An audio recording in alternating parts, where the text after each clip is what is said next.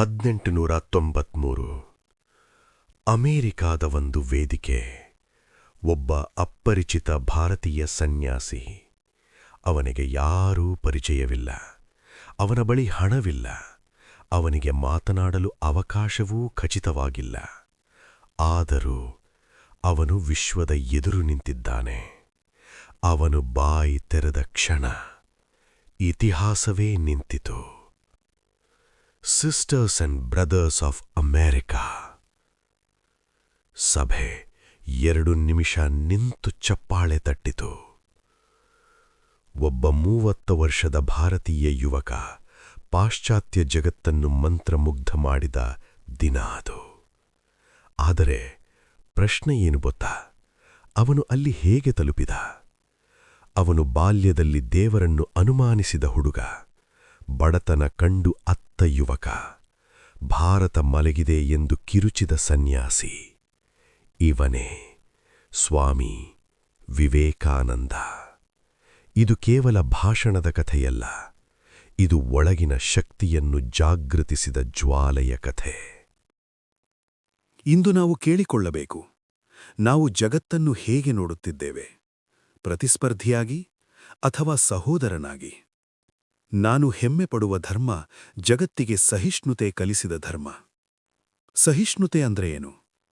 ನಿನ್ನನ್ನು ಸಹಿಸುತ್ತೇನೆ ಅಂದ್ರಿ ಸಾಕ? ಇಲ್ಲ.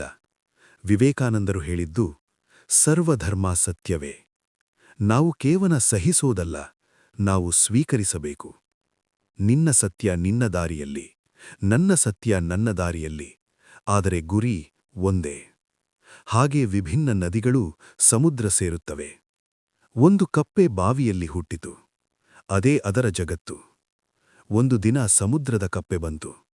ಸಮುದ್ರ ದೊಡ್ಡದು ಅಂದಾಗ ಬಾವಿಯ ಕಪ್ಪೆ ಕೇಳಿತು, ನನ್ನ ಬಾವಿಗಿಂತ ದೊಡ್ಡದಾ? ಇಂದು ನಾವು ಯಾರಂತೆ? ನಮ್ಮ ಕಾಸ್ಟ್, ರಿಲಿಜನ್, ಐಡಿಯಾಲಜಿ ಇವುಗಳ ಬಾವಿಯಲ್ಲಿ ಕೂತಿದ್ದೇವೆ. ನಮ್ಮ ಟ್ರೂತ್ ಮಾತ್ರ ಸತ್ಯ ಎಂದು ಭಾವಿಸುತ್ತೇವೆ. ಆದರೆ ಜಗತ್ತು ದೊಡ್ಡದು. ನಮ್ಮ ಈಗೋ ಬಾವಿಯಷ್ಟೇ ಸಣ್ಣದು. ಅವರು ಹೇಳಿದರು, ಅಮರ ಆನಂದದ ಮಕ್ಕಳೇ, ನೀವು ಪಾಪಿಗಳಲ್ಲ, ನೀವು ದೇವರ ಮಕ್ಕಳು.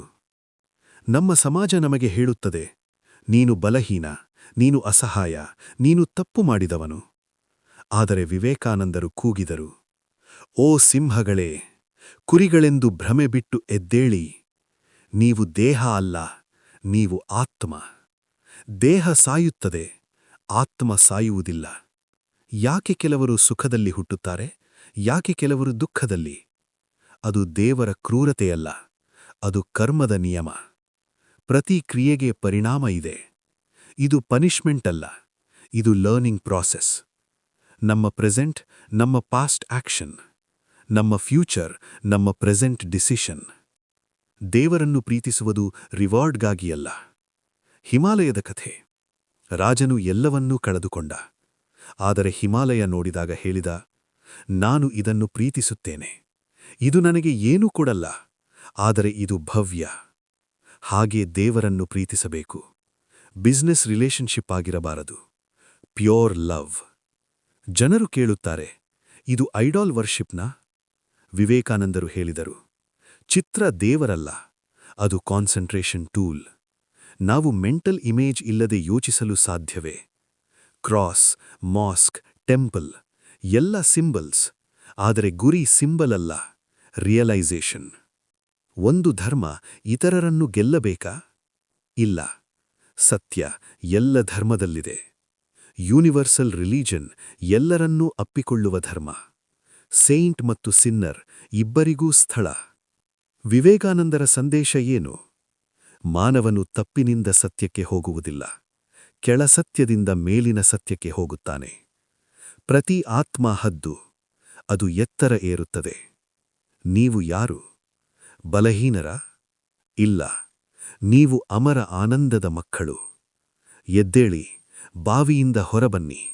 ನಿಮ್ಮ ಒಳಗಿನ ಸಿಂಹವನ್ನು ಎಚ್ಚರಿಸಿ. ಜಗತ್ತು ಬದಲಾವಣೆಗೆ ಕಾಯುತ್ತಿದೆ, ಆದರೆ ಅದು ನಿಮ್ಮಿಂದಲೇ ಶುರುವಾಗಬೇಕು.